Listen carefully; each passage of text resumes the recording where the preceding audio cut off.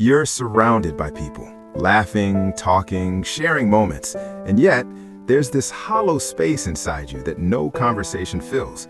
You scroll through your phone afterward, wondering why connection feels so heavy. Why do you feel lonely even when you're not alone? It's not because your friends don't care, it's deeper. It's something happening inside your brain, something quietly shaping your sense of self. Understanding it could change the way you experience every relationship. You notice it in small moments. The group chat continues without you, a story is told, a joke shared, and you feel like an observer, not a participant. You smile, you nod, you laugh, but inside there's a quiet dissonance. Even your self-talk can become a quiet critic. Why can't I just feel connected? It shows up in decisions too. You decline invites or go but leave early, claiming exhaustion. Being present feels both necessary and impossible. Psychologists call this pattern emotional isolation despite social proximity. It's common in people who grew up navigating emotional subtleties, reading others' moods, managing tension, masking discomfort. Your brain learned early to survive emotionally, you often had to adapt. And now, those same adaptations that protected you make you feel unseen, even among people who care.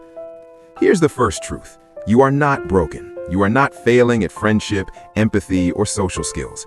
This loneliness is an adaptation, not a flaw. When you were younger, paying attention to subtle cues likely kept you safe. You became attuned to others' expectations, moods, and needs. Your nervous system learned to prioritize harmony over self-expression. Now, in adult friendships, that same skill quietly backfires. You notice gaps in connection that others don't. You sense nuances, silences, micro-expressions that go unnoticed. But that hyper-awareness makes you feel separate. It's like your internal radar is so sensitive, it detects the invisible distance between hearts. Let's unpack why this happens inside your brain. Your brain has a network called the default mode network, active when you reflect on yourself or others. It constantly compares. Do they like me? Am I understood? Imagine your mind as a radio tuned to multiple channels. Most people hear the main conversation. You also pick up the background static, the subtle cues, the unspoken tensions. Neurologically, your mirror neurons amplify this sensitivity. They mirror others' emotions, letting you feel joy, tension, or frustration often before anyone says a word. The downside, if your mirror system detects distance or discomfort, you feel it personally. Even laughter can feel hollow if your brain senses subtle disconnection.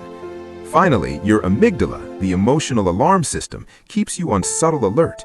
It doesn't differentiate between actual threat and emotional distance. So even in safe friendships, your body might experience the sensation of loneliness as if you're truly alone.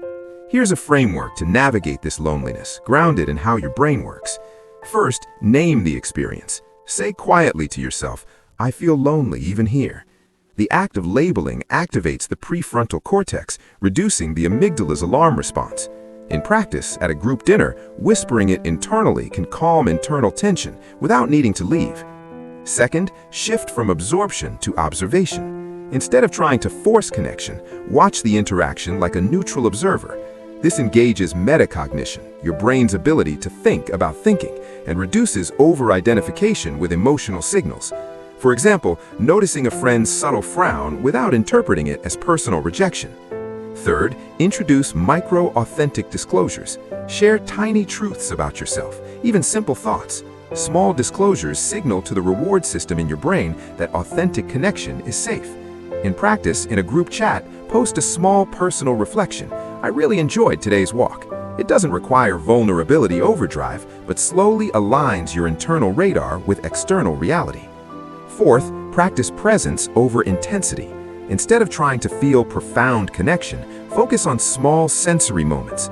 Mindfulness activates parasympathetic circuits, reducing the loneliness alarm. You can feel the warmth of sunlight on your skin while talking to someone instead of analyzing every micro-expression. Fifth, recalibrate expectations. Understand that some disconnection is normal. Your hyper-awareness makes ordinary gaps feel large.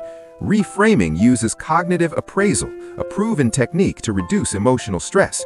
For instance, when a friend misses a text, remind yourself they're busy, not distant. Let's tie this into a simple mental model, the radar and the bridge. Your brain is a radar, picking up every subtle social signal. Your friendships are bridges connecting two islands of experience.